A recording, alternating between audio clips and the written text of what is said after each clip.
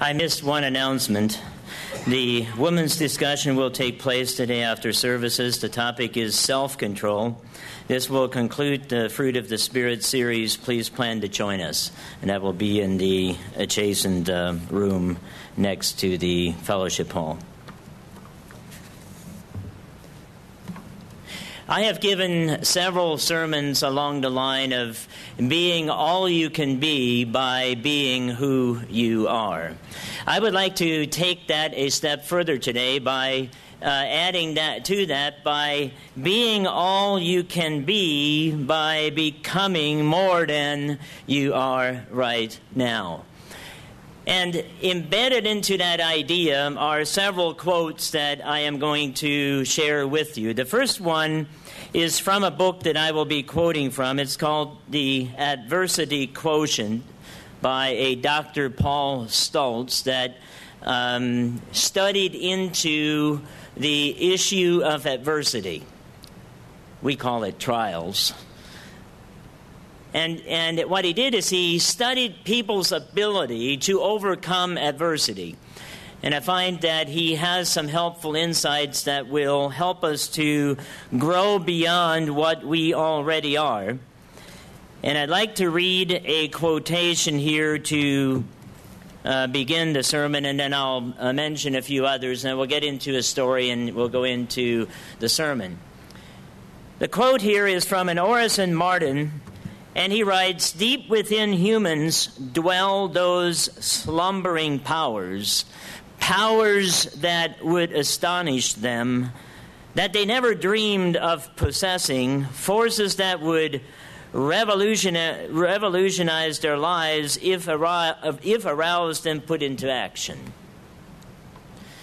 You know, there is an energy, an energizing effect that is within every human being. And if they would just be who they are, and if they would just tap the energies and ideas within them, they could be so much more. We can add to that energy because of our calling from God by the statement that Paul wrote, "I can do all things in Christ who strengthens me." And then there's, of course, a saying by, if I can remember to quote, from Gandhi that says, that it is very indicative of people and organizations that get through and beyond adversity. It goes like this: first, they ignore you. Then they laugh at you. Then they fight you because you become a threat. And then you win. You see, adversity should be looked as an opportunity and a challenge to go beyond where we've been. I have a story I'd like to share with you about such a case. This goes back to, it's a true story, that goes back to 1996, May 10th to be exact. And it is something that occurred on Mount Everest. You know, that jagged piece of rock that is higher than what most airliners fly, the pinnacle of Mount Everest. Now, some of you may have noticed I posted 2 videos last evening, one this morning, because I was thinking about mountains having just come from there, of crazy people. I mean, crazy, skiing off the summit of the Matterhorn. And recording it, of course, for all the world to see with, I'm guessing, one of those helmet-mounted cameras. Now, I have taken a helicopter ride around the summit of the Matterhorn, and anybody that attempts to ski down the side of that is insane. Now, insanity is not the objective of today's sermon. Overcoming adversity is. On Friday, May 10th, 1996, 31 climbers from 5 expeditions reached the summit of Mount Everest. And then suddenly, a ferocious storm took hold, stranding many climbers. Within hours, some of them would live, and others would die. Among them was Doug Hansen, a postal worker from Renton, Washington. When the storm hit, Hansen laid down. It's extremely dangerous to lie down on your descent from a mountain. Few ever get back up. They give up. They lay down. They freeze. Sometime during that frozen night, Hansen submitted and died. Hansen was not alone in facing such harsh conditions of this mountain. Elsewhere on the route to the summit, another climber, Beck Weathers, lay unconscious in the snow. During the night, a rescue team found Weathers and determined that it was impossible to save him. So he had passed out on his way down and was laying in the snow freezing, and a rescue team came and decided that he was too far gone to even rescue. It was colder. During the night, a rescue team found Weathers and determined it was impossible to save him. It was too dark, the trail too treacherous, and Weathers was just too far gone. So they left him to die. Continuing the story, however, a few hours later, Weathers stirred something deep inside him that saved him from his icy doom and awakened him to his grim situation. According to Newsweek, Weathers reported, quote, "I was on my back on the ice. It was colder than anything you can believe. My right glove was gone. My hand looked like it was molded of plastic." So his hand had already frozen. Weathers had every reason to give up. He had taken on the mountain and lost. He lacked supplies, his team, shelter, and any probability of survival. But confronted with his end, Weathers somehow triggered the inner resolve to take on a mountain bigger than he had ever climbed before. Frozen, exhausted, alone, and barely alive, Weathers would have to somehow move, stand, and navigate the treacherous journey back to base camp, a speck in the wilderness of white. A deep sense of purpose spurred him to action. Lying there in the snow, he said, quote, "I could see the faces of my wife and children pretty clearly. I figured I had 3 or 4 hours to live, so I started walking." Now remember, the rescue team had left him to die. So he got up by himself. To Weathers, the next few hours seemed like centuries. Knowing rest meant certain death, he kept moving. It became light, and Weathers stumbled upon what looked like a blue rock. Fortunately, it was a tent. His team hauled Weathers inside. His clothes were so stiff with ice that they had to cut them away. They put a hot water bottle to his chest and gave him oxygen. No one expected Weathers to live due to the unexpected adversity on the mountain brought on by the storm. Others with greater skill, even world-famous mountaineering guides such as Scott Fisher, would die. In fact, Weathers' wife had already received the message that her husband had died, only to find out hours later that he had somehow survived. None had accounted for the element inside Beck Weathers that enabled him to survive against such insurmountable odds, while so many others perished. And then the author asked the question, would you have survived? Would you have gotten up and moved forward and taken action, or would you have accepted the determination of a professional rescue team that thought you were too far gone? Life is like mountain climbing, he continues. Fulfillment is achieved by relentless dedication to the ascent, sometimes slow, painful step by slow, painful step. Scaling the mountain is an indescribable experience, one only fellow climbers can understand and share. Amid the relief, satisfaction, and exhaustion is a sense of joy and peace as rarefied as the mountain air. That's from the book Adversity Quotient by Dr. Stultz. You see, brethren, we have been called to climb a mountain. And the journey we are on is analogous with climbing a mountain in many different ways. And obstacles and adversities, particularly in the time leading up to the Passover, are part of the path. The question is how we overcome, how we deal with, and how we plot along to move forward and upward, I may add, to, as is the title of the sermon, meet at the peak.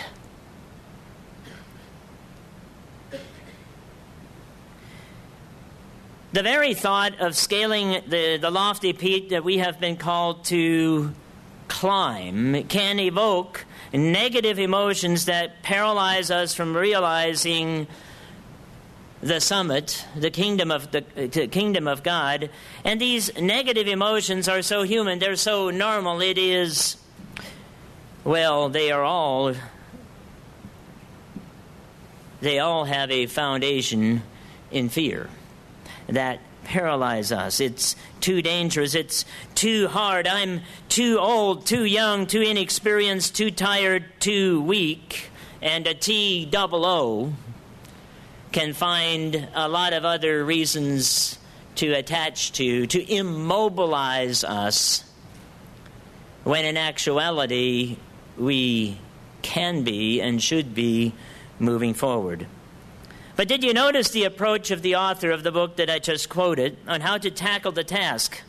You know, it's really a novel way to look at challenges. In fact, Dr. Stultz makes a business consulting with organizations and individuals on how to get teams to tackle challenges in a persistent and positive way instead of, well, being afraid to move forward. What a novel way to deal with difficulties in life. Obstacles and roadblocks and even setbacks are to be seen as opportunities in disguise. You know, this idea may seem novel, but it is not new. A reliable and cherished thought articulates the very same idea. James chapter 1. James chapter 1, verse 2 says this, addressing those of us who believe, who, in addition to the innate human abilities to be able to aspire to and overcome insurmountable odds, can be energized additionally by the power of the Holy Spirit, which enables us to achieve things that others couldn't.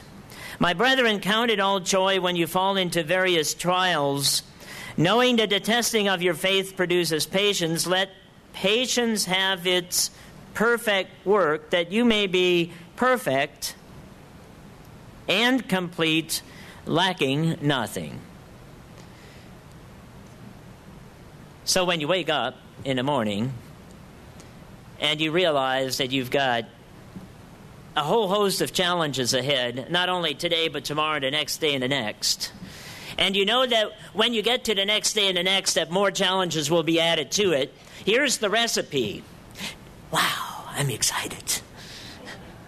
I can't wait. It's going to be 6 days of it. You know, and I don't even know all the challenges yet that are going to occur. Count it all joy. I mean, ask Susan. That's me every Monday morning. Just getting ready, you know. A lot of bad things are going to happen this week. I'm so excited. You can check afterwards, and she'll confirm. I didn't say what she will confirm, but she'll confirm. You see, there is a rational and logical There's rationale and logic behind this, I should say, because the fact that we have challenges, you can't change them by being paralyzed in fear to take positive actions. It will only make them worse. So we can, as I have said before, you can only do all you can with what you've got where you are at, and usually that is enough to make a positive change. And in the process of doing so, whatever the outcome, it says here that the testing of your faith produces patience. And if we let patience have its perfect work, you will be perfect and complete, lacking nothing. Verse 5, and if any of you lack wisdom, let him ask of God, who gives to all liberally, and without reproach it will be given to him. And then this caveat, but let him ask in faith with no doubting, for he who doubts is like a wave of the sea, driven and tossed by the wind. For let not that man suppose that he will receive anything from the Lord. Encapsulated in here, in just a very few verses, is a powerful perspective and promise, if we will act on it. You know, what could we perhaps be or become if we would allow patience to have its perfect work? You know, what could we attain to? I mean, could I attain at some point to the level where, you know, I do get up on Monday morning just excited about all the challenges that I will face this week? Apparently, it is possible, or James would not have suggested it. I mean, the answer is really that we must get to that point if we are to attain to let's go over to Matthew chapter 5 for a moment. Jesus Christ gives a very lofty goal here. Verse 48, therefore you shall be perfect, just as your Father in heaven is perfect. And as we get into this mountain climbing analogy, would you agree that this is a summit more lofty than Everest? Perfect? With the caveat of as my Father in heaven is perfect. I mean, it would have been, in my mind, a lofty enough summit if Jesus Christ would have simply told the disciples that you become perfect as I am perfect. But Jesus Christ, ever ascribing and putting the focus on his Father, put the caveat on the perfection of the Father, a almighty being, ever living and powerful. But I think it is also important that we look at the context of this statement, because the statement and the challenge becomes even a little bit more bothersome, if you know what I'm saying. You know, we tend to and often lift a scripture like this, as I have just done, out of its context in order to make a point, and I'm not suggesting that that is inappropriate. You know, you bring focus to the fact that our goal, that our destiny, that our summit, that of the mountain that we have been called to climb is perfection. And it is stated here in the affirmative as something that is attainable, that is possible. But in the context of it, we begin reading in verse 44, but I say to you, love your enemies, bless those who curse you, do good to those who hate you, and pray for those who spitefully use you and persecute you. Now, isn't that something? I mean, that's the way the world works, right? I mean, that's what you see in operation every day. Continuing, that you may be sons of your Father in heaven, for he sets the example. He makes his sun rise on the evil and on the good, and sends rain on the just and the unjust. For if you love those who love you, what reward have you? Do not even the tax collectors do the same? So, if you like those who like you, there's no reward. That is not an adversity. That is simply responding to human nature. It is when what we read here in verse 47, and if you greet your brethren only, what do you do more than others? Do not even the tax collectors do so? He's saying here that the perfection of the Father that we are called to attain to must go beyond a state of being that is normal human nature. I'll pat your back and you'll pat mine. And the minute that stops happening, other things stop happening. That's not the perfection that is described here.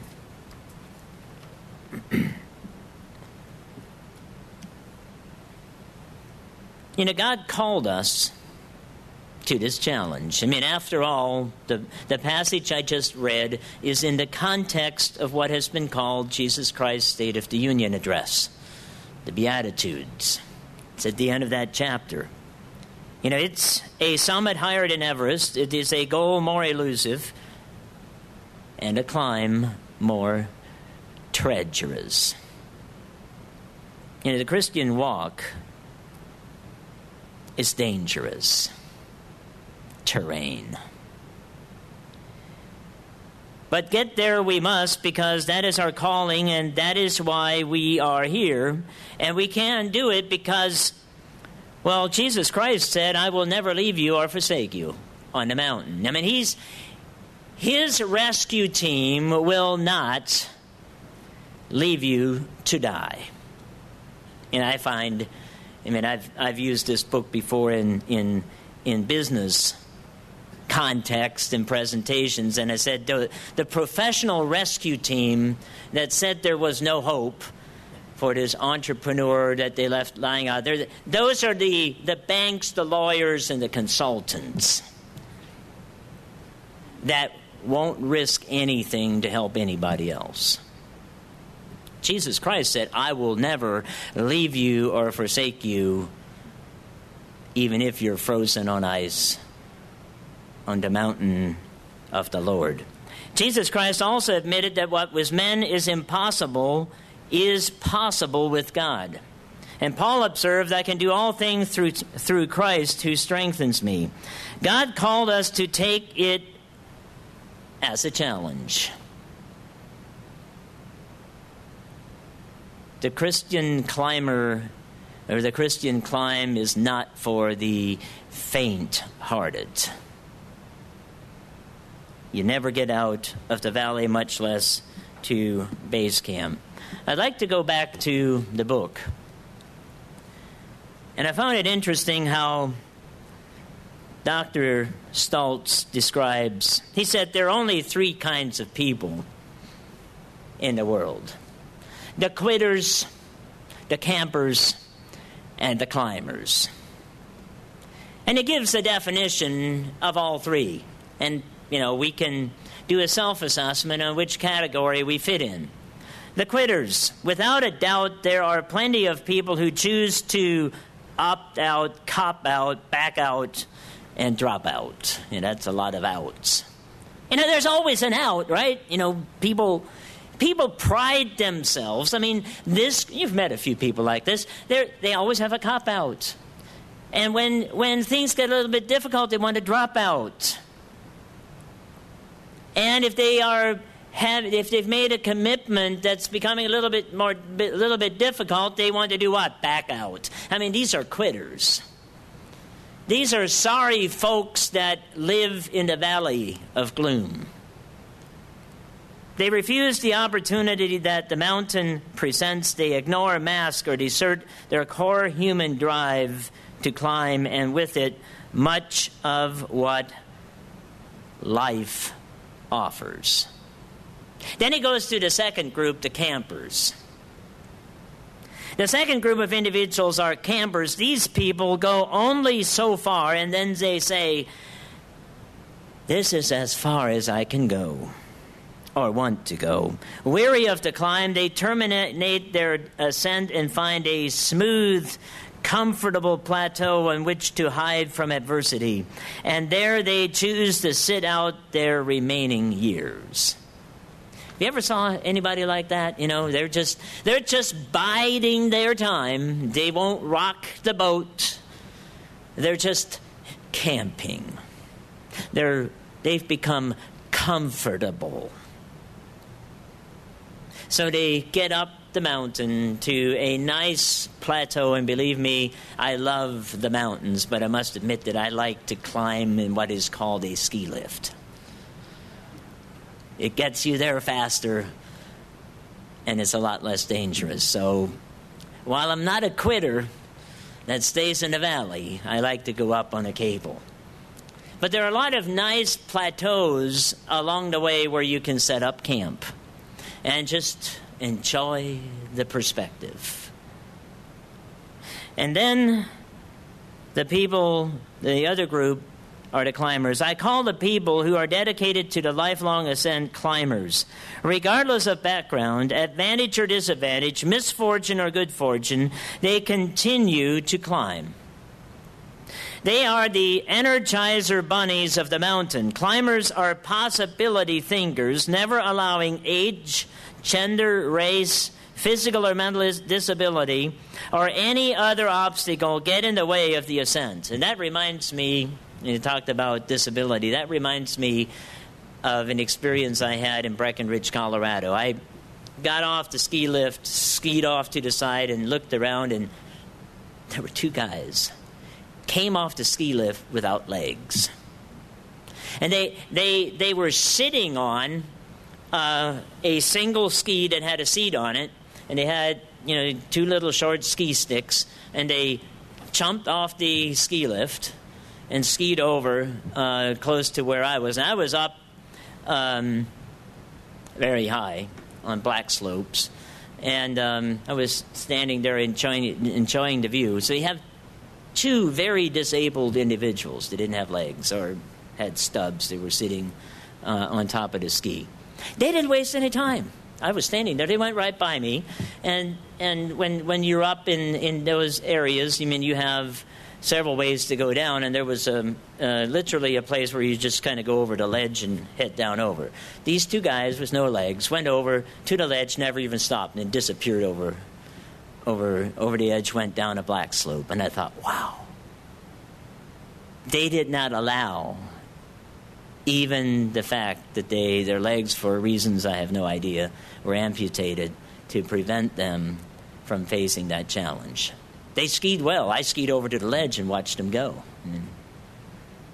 And then I went after them. I couldn't, resist. They were climbers.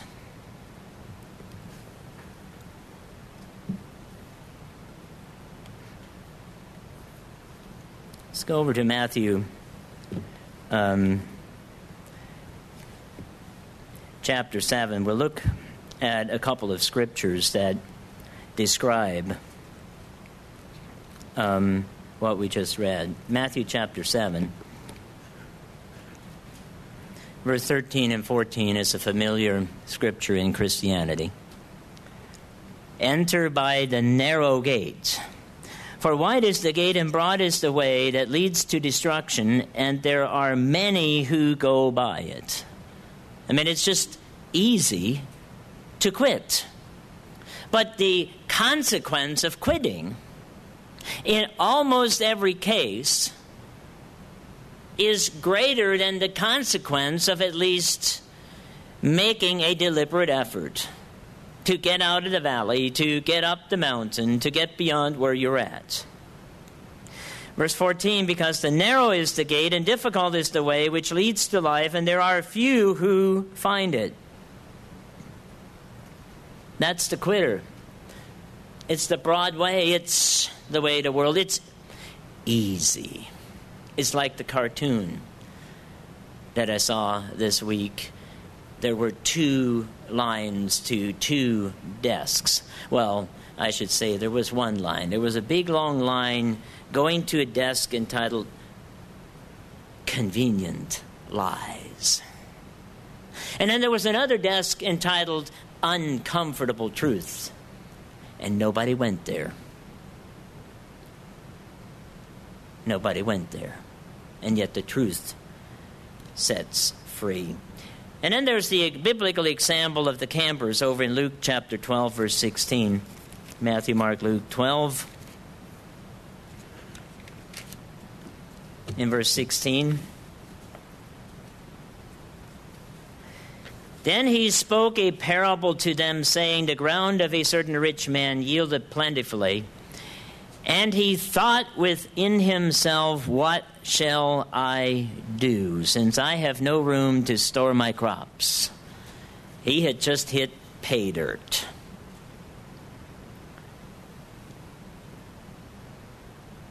So he said, I will do this.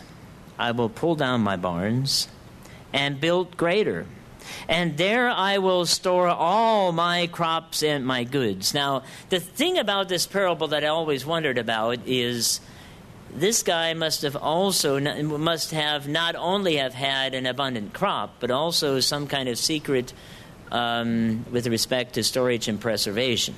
Because I don't know of any crop grown on a farm that you can store for perpetuity. Maybe he had... I think that's another fallacy in his thinking here. He, I think, assumed that every year after that would be just as good. But notice what he was going to do. So he said, I will do this. I will pull down my barns and build greater, and there I will store my crops, and I will say to my soul, Soul, you have many goods laid up for many years, and I can do great things and give to the poor. I think I misread. Soul, you have many goods laid up for many years. Take your ease, eat, drink, and be merry. Sounds like the American way. But God said to him, You fool, this night your soul will be required of you. Then whose will those things be which you have provided? So is he who lays up treasure for himself and is not rich toward God. He had a great crop, and he was going to set up camp.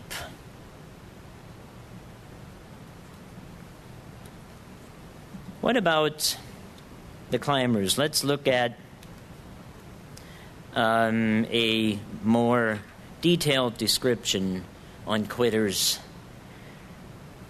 campers, and climbers. I think you'll find them insightful. Quitters, by definition, lead compromised lives. They have abandoned their dreams and have selected what they perceive to be a flatter and easier path. Broad is the way. The irony, of course, is that as life wears on, the quitter suffers far greater pain than that which they attempted to avoid by not climbing. Without a doubt, one of the most gut-wrenching, agonizing moments a person could face in looking back on a life poorly lived is this. For of all the sad words of tongue and pen, the saddest are these, quote, it might have been. And that's by John Greenleaf Whittier, written in 1856.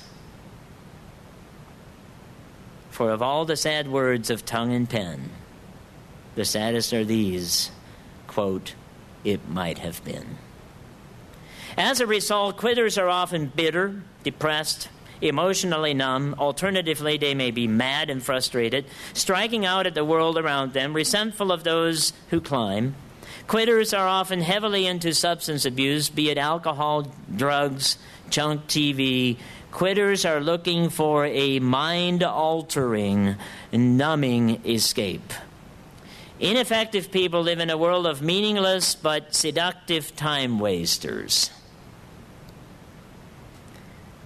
This is where you can find a disproportionate number of quitters. Subconsciously or consciously, quitters are escaping to climb while ignoring the full potential in life.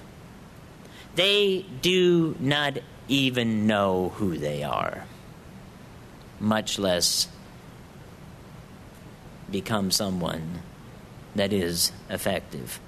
Like quitters, campers lead compromised lives. The difference is in degree.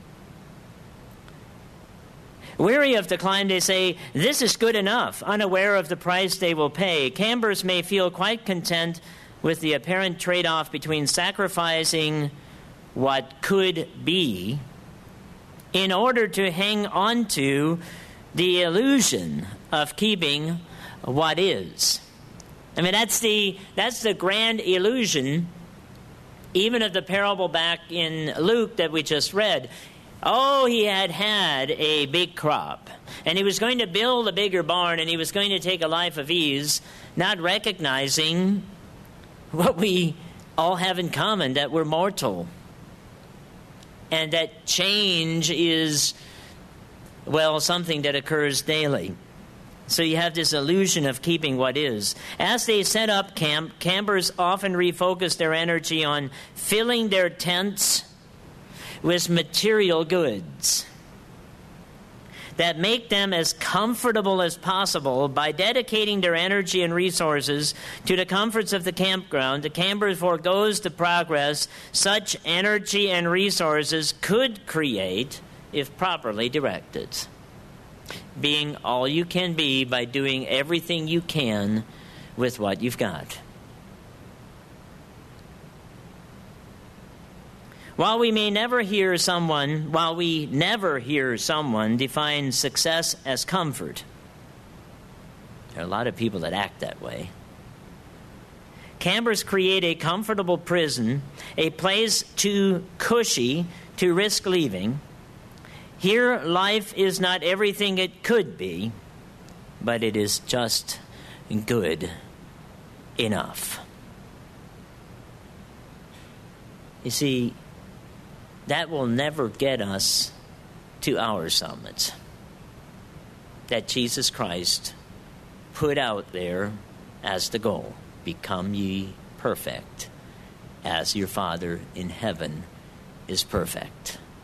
That is completely incompatible with comfortable and cushy and just good enough. Life appears easy. They know what to expect, and the moment of anguishing over anything are long gone, except for the gnawing realizations that many of their dreams have passed out of existence unfulfilled, and that constant change threatens the campground. You know, no matter where we're at, I mean, the one thing that is certain is we're on a journey, we're in life, and we won't get out alive. It's just a matter of timing. Of the three types of people, only climbers live life fully. They feel a deep sense of purpose and passion for what they do. They know how to experience joy, recognizing it as a gift and reward for the climb. Knowing that the peak may be elusive, climbers never forget the power of the journey over the destinations.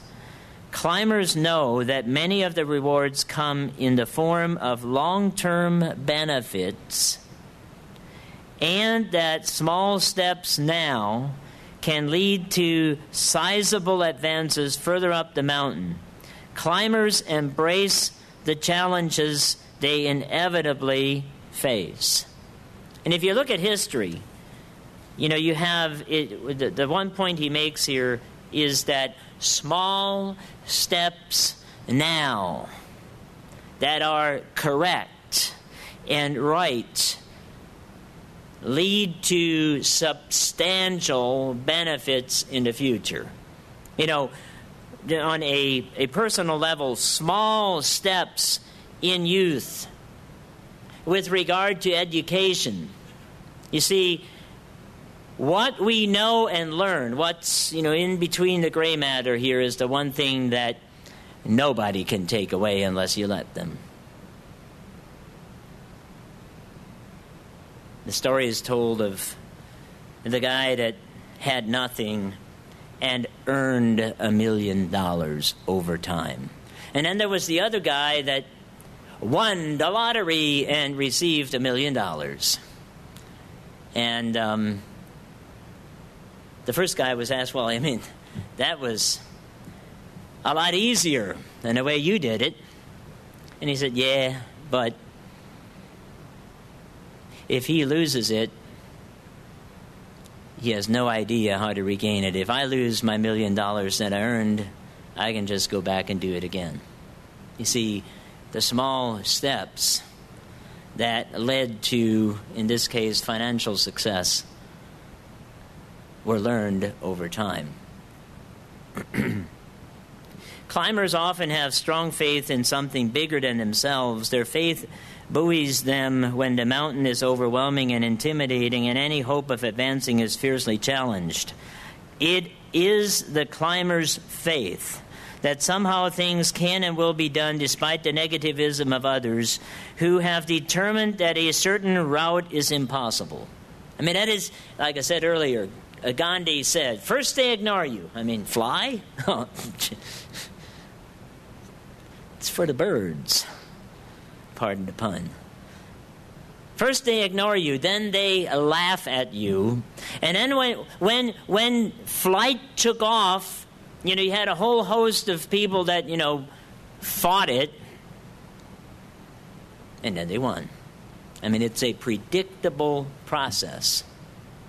It's a predictable process.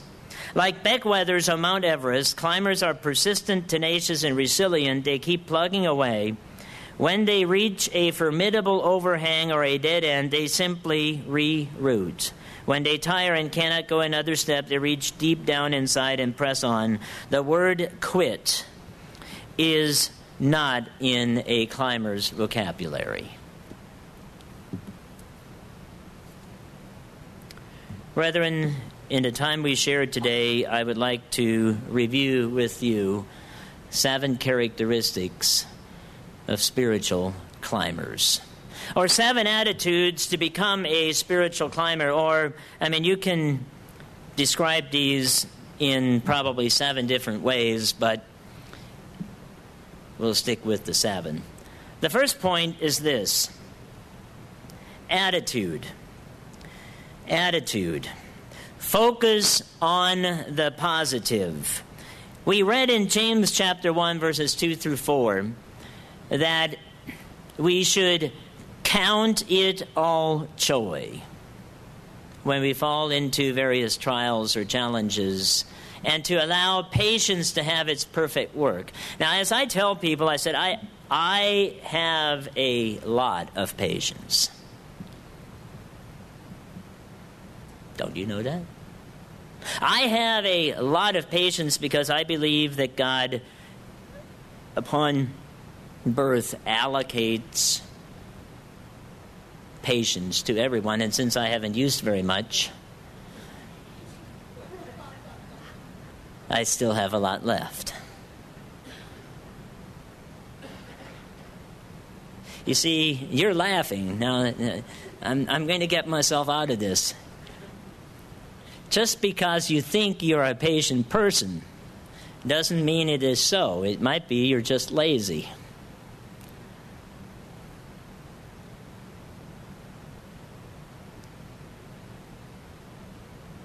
But the description in James chapter 1 is that we should count it all joy. That speaks to attitude. Let's go over to Philippians chapter 4. These are familiar scriptures.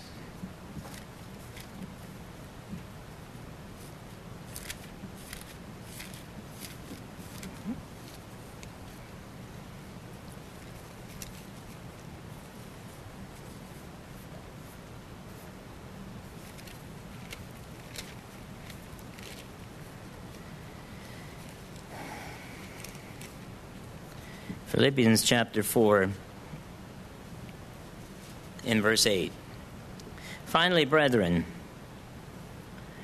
whatever things are true, whatever things are noble, whatever things are just. I mean, if you look at truth, noble, just,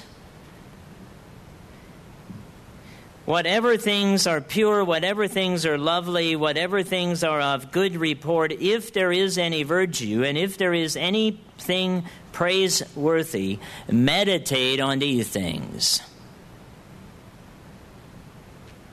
It didn't say, turn on the news. Now, of course, we are to watch and stay in touch. But our focus needs to be on truth, noble things, just things, the right things, because it is those things that will help us to move forward. Now, that doesn't mean that, we shouldn't be realistic either. I found this quote interesting. This is on page 42 of Dr. Stoltz's book.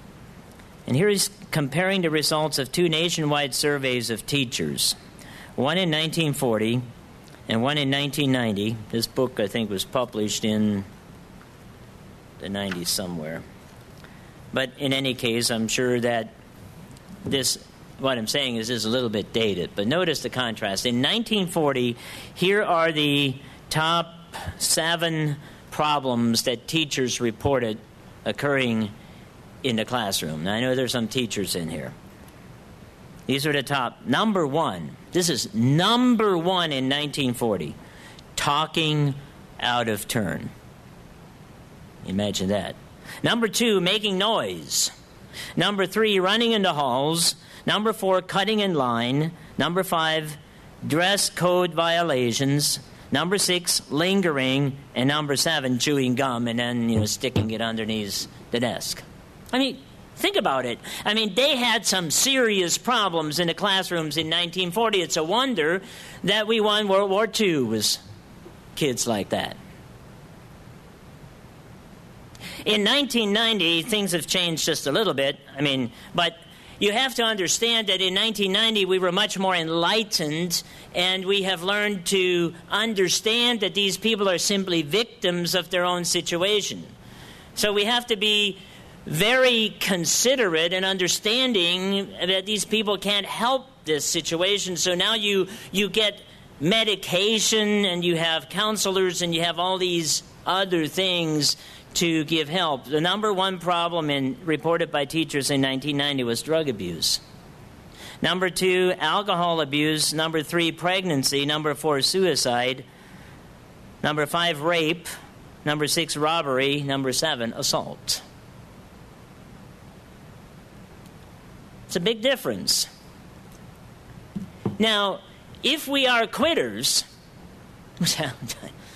there's no use. I'm just going to quit. There is no point in doing anything positive in my life because look at it. You've got all these losers, so if you can't beat them, join them. You see, the first and most important thing is attitude and focusing on the positive future that all of us have been endowed with.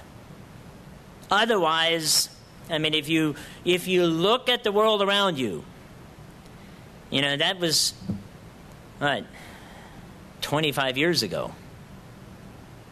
It's gotten a lot worse. And people don't even know who they are. Did you see the headline? Remember that classic photo when President Obama signed Obamacare into law? And you had this pudgy little boy standing next to him. He was kind of the focus of they called him the Obamacare kid. It was about a 12-year-old kid at that time. He has progressed. He realized that he wasn't a boy, that he is now a transgender girl. And the news found the time to research this and write about it and splash it all over the headlines. It'd be nice to, if they would cover my niece, for example, who won the state championship yesterday in accounting. I'm kind of proud. So she's going to nationals. I don't think that made the news. Certainly not. I mean, my sister tweeted it out, but why not focus on things like that and get this kid some help? Second characteristic. The second characteristic of spiritual climbers is faith and hope. Believe in the unseen summit and that it can be reached. Hebrews 11 is a catalog of, the biographies of notable climbers down through time that achieved and went forward against insurmountable odds. Hope and belief and faith is so, important. Let's go over to Proverbs chapter 13 for a moment.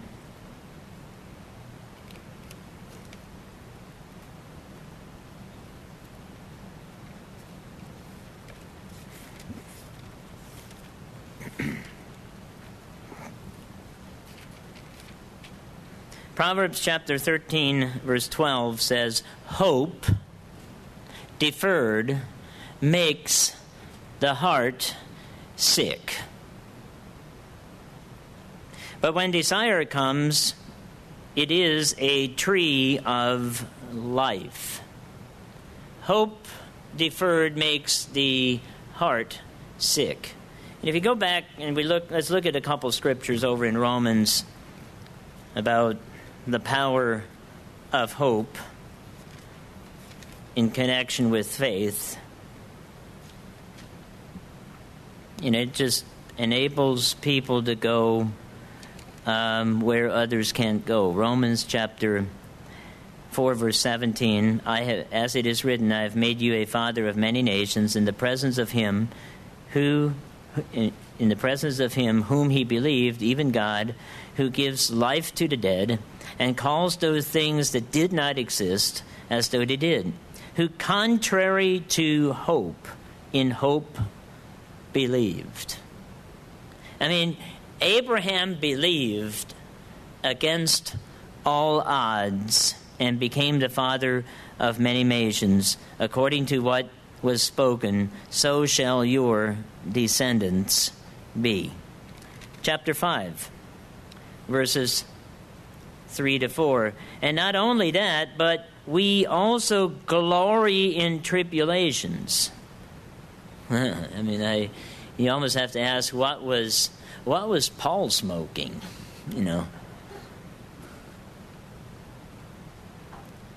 Maybe he was in Colorado.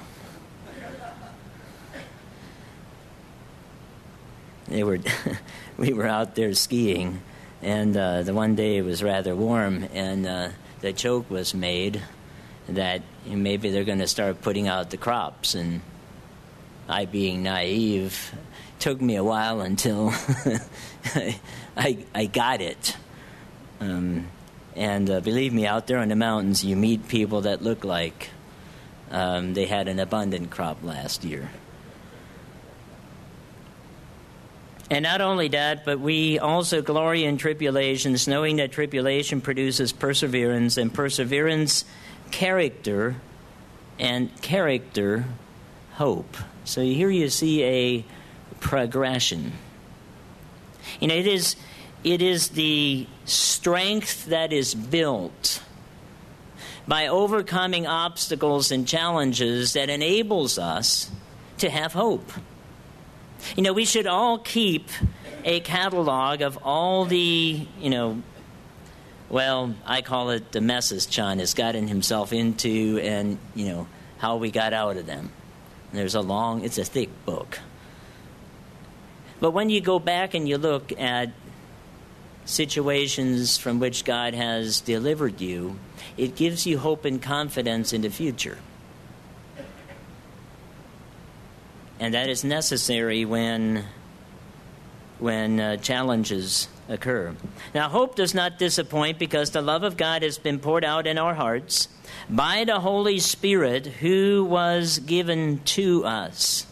Now, that quote that I read at the beginning, I'm going to reread it. Deep within humans dwell those slumbering powers. You know, we in the church have described that as the spirit in man. You know, that this differentiating feature that differentiates us between a man and a beast. And it is when God's Spirit connects with that Spirit that powerful things can begin to happen and real transformation takes place. Deep within humans dwell those slumbering powers that would astonish them, that they never dreamed of possessing, forces that would revolutionize their lives if aroused and put into action. Action. Action. Climbing, not quitting, and camping. It fuels belief. Here in page 54, see, when we overcome an obstacle, you know, it's like the old German proverb, was nicht tötet, stärkt. What doesn't kill you makes you stronger. Here is a section on learned helplessness. After observing a number of experiments in which dogs received an electric shock, Dr. Seligman noticed that some of them simply didn't respond. They just laid down and endured the pain. They were quitters. At the time, there was no theory in the field of psychology that could explain this behavior. Seligman created an ingenious two-stage experiment to determine why some dogs simply gave up. In stage 1, dogs in Group A were put in a harness and administered a mild shock. They could stop the shock by pressing a bar with their nose, and they soon learned to do this. Group B dogs were placed in the same harness and administered the same shock, but had no method of stopping it. These dogs just took the pain.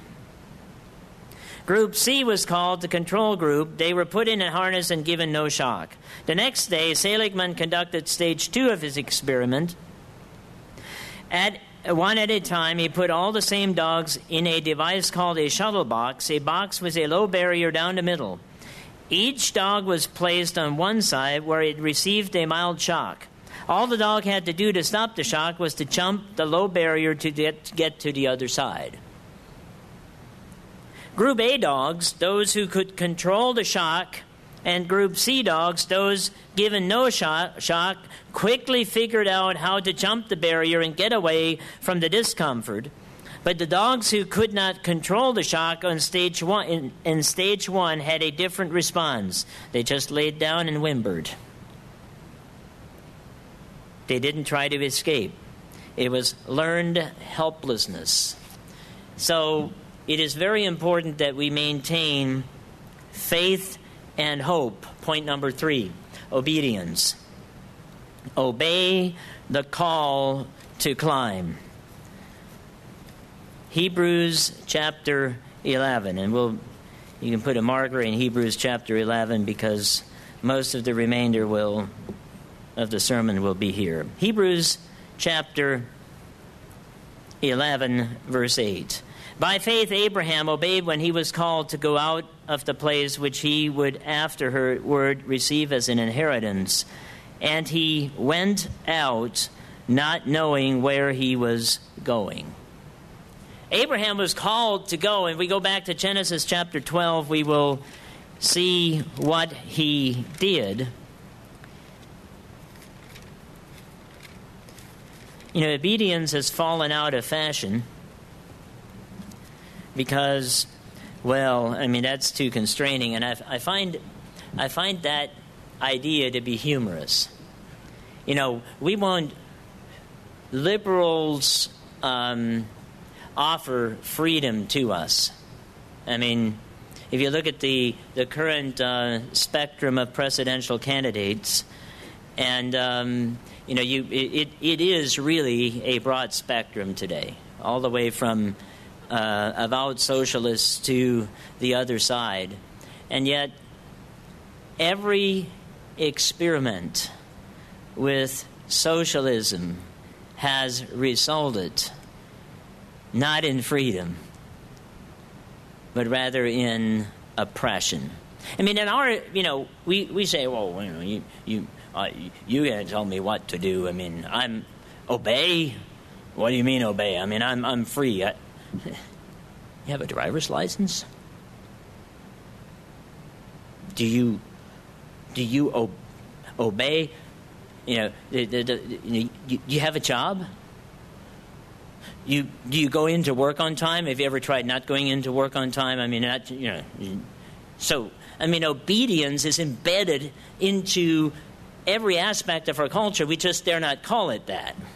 We invent other names for it, like compliance and, good ethics, and, you keep inventing new labels for it because you don't want to call it obedience. But people ask, if you must obey me. You ever thought about using that, in a work relationship? Well, you have to understand, I'm the boss and you must obey me.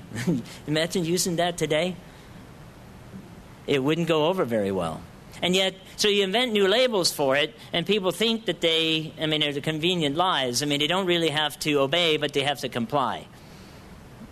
They have to behave in a manner consistent with our vision and ethics and our procedures. Abraham simply did this. Now the Lord had said to Abram, "Get out of your country, from your kindred, and from your father's house, to a land that I will show you. I will make you a great nation. I will bless you, and make your name great, and you will be a blessing, and I will bless those who bless you, and I will curse him who curses you, and in you all the families of the earth shall be blessed." So Abram departed, as the Lord had spoken to him. Abraham, in other words, used really dated, politically incorrect language, simply obeyed God. And in Mr. Stiver's message, he listed, 10, I'm just going to call them principles, because I don't want to hurt your feelings. But if you follow these principles of God, just 10 of them, we can all commit them to memory, your life will guaranteed get better. If you look at, I work with all kinds of people, and, the drama in their lives is sometimes just absolutely astonishing. All of the drama, could have been prevented by obeying a couple of the 10 principles, we will call them today. You notice how politically correct I've become? I'm making progress.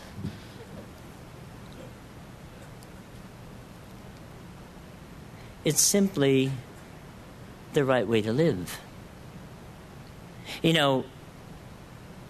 What's so bad about not committing adultery and not stealing and, bearing false witness? Take bearing false witness, for example, lying. It is so efficient. If people would just tell the truth. There are thousands of hours. I spent a considerable amount of my time trying to figure out who's lying to me, mostly from the customer base. Are they lying to me, or are they telling me the truth? I also have, and this is what I prefer, I have a number of strategic relationships with individuals and companies where you can take their word to the bank. It's better than a contract. And when you have that, amazing things can get done very quickly. Number 4, courage. We must go where others will not. And therein lies opportunity. Oh, they'll ignore you.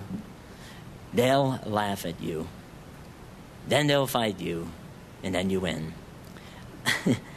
I had an experience this week that was, well, we'll see how it turns out. But there was a certain company that not that long ago thought that we were not even a customer that would be worthwhile working with. We were just too small. Just a really small company. I will not use the adjectives that were used to describe us. I'll let you imagine what we were called in Sugar Creek. Just, really small. We find out this week that the same company is now scared spitless that we're going to take over their customer base. And the funny thing is, it hadn't even occurred to me yet. But now that I know that they're scared about it, it's tempting to actually help them realize their fears. But I'm not going to go there. You see, we must be willing to go where others won't, and opportunity will abound. Hebrews chapter 11, continuing in verse 9. By faith he sojourned in the land of promise, as in a foreign country, dwelling in tents with Isaac and Jacob, the heirs with him of the same promise. So he left his comfortable life and was willing to go where no one else was willing to go and live in a tent. For he waited for the city which has foundations, whose builder and maker is God. By faith, Sarah herself also received strength to conceive seed, and that she laughed. And she bore a child when she was past the age, because she had judged him faithful who had promised. Philippians chapter 2. Let's go back there again. I mean, this whole idea of having courage, the opposite of cowardice. And I mean, we think of this maybe in too simplistic terms. I mean, being a coward's not that bad, is it? I mean, cowards don't hurt anybody.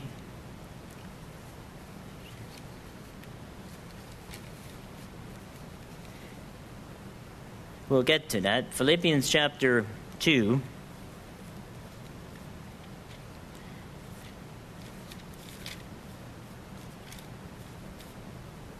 Philippians chapter 2, in verse 5. Here is the example of examples of going where others won't. Let this mind be in you, which is also in Christ Jesus, who being in the form of God did not consider it robbery to be equal with God, but made himself of no reputation, taking the form of a servant, and coming in the likeness of men, and being found in appearance as a man, he humbled himself and became obedient to the point of death, even the death of the cross. Therefore God also highly exalted him and has given him a name above every name. So here you have Jesus Christ, who was willing to go from being God to becoming man to suffering a human death. Now that takes courage. That takes courage. Over in Revelation chapter 21, I've always found this to be an interesting list. Revelation chapter 21, verse 8, has a list of those who will not inherit the kingdom of God. And the first on the list is the cowardly. And what's so bad about being a coward? The cowardly, the unbelievers, the abominable, murderers. I mean, now we get to the real list. the abominable, the murderers, the sexually immoral, the sorcerers, idolaters, and all liars shall have their part in the lake which burns with fire and brimstone, which is the second death. There is something about those who are not willing to get their boots on and climb up the mountain and obey God and do something that will cause God to dispense with them in the lake of fire. That's God's idea. That is God's opinion, rather, of cowards. We must be the opposite. Let's go back to page 23 and take a look at the language of quitters and campers and cowards. Predictably, quitters are adroit in using language of limitations. They are quick to find ways things cannot work. They use words like can't, won't, impossible, and phrases like, we've always done it this way, who cares, it's not worth it, well, I tried, it's not fair, this is stupid, here we go again, I'm too old, fat, skinny, tall, short, stupid, dark, light, weak, male, female, etc. I mean, that is language that is unbecoming of someone who claims to be a Christian, called to climb up a difficult path. I can't, I won't. I'm too small, I'm too short. I'll never forget a retired sales manager whose favorite response to the question, how are you doing, was, every day above ground is a good one. That makes every day a good day. You can find the roots of compromise in Camber's language. They use expressions such as, this is good enough, what's the minimum needed to do the job, this is as far as we need to go, things could be worse. Remember when? It's not worth it. In my younger days. Oh, don't you just like that one? In my younger days, back when things were so good. Campers can be heard rationalizing why the climb isn't all it's cracked up to be, why it should be avoided. Courage is an important attribute of a spiritual climber. Number 5, focus. Focus on the summit. Focus on where we are going. That's what kept people going back when. Ephesians chapter 11, beginning in verse 13, these all died in faith, not having received the promises. And there will be a host of people who say, look, I mean, it just wasn't worth it. See, I told you so. I mean, at least we stayed in the valley where things were comfortable.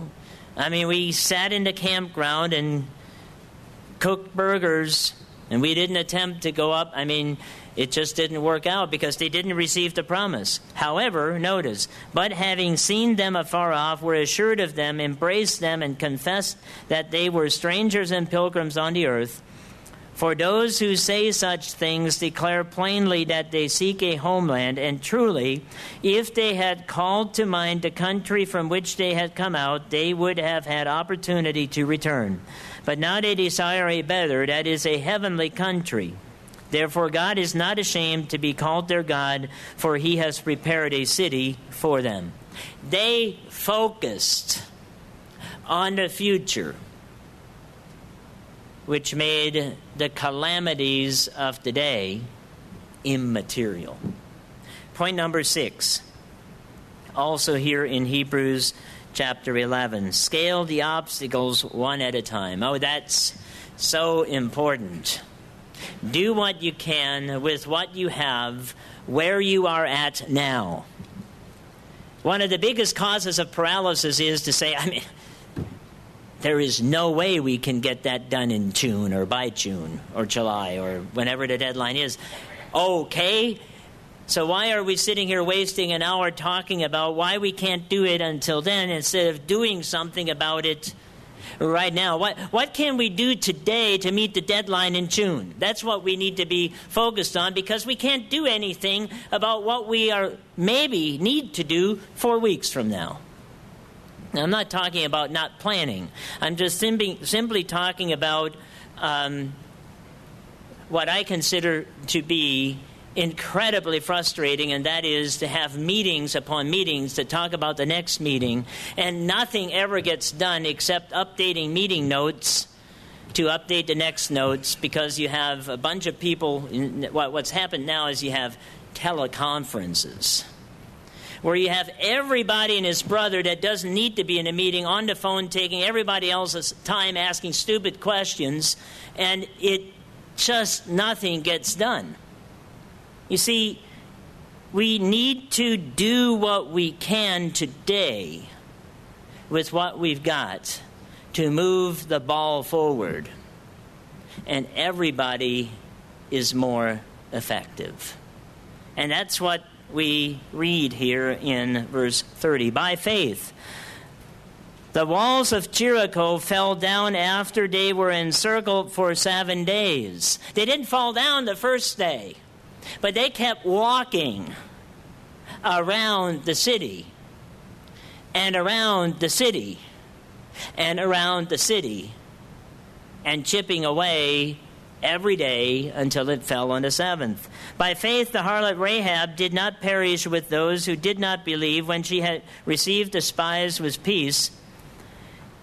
And what more shall I say? For the time would fail me to tell of Gideon and Barak and Samson and Jephthah, also of David and Samuel and the prophets, who through faith subdued kingdoms, worked righteousness, obtained promises, stopped the mouth of lions, quenched the violence of the fire, escaped the edge of the sword, out of weakness were made strong, became valiant in battle. And when you read these stories, they did it one at a time. You know, David and the prophets and Samuel and Barak, I mean, they didn't accomplish it all in one day and then sit down. It was one obstacle at a time. And finally, number 7, spiritual climbers remember who they are. And it's important for us to remember where we came from. 1 Corinthians chapter 1.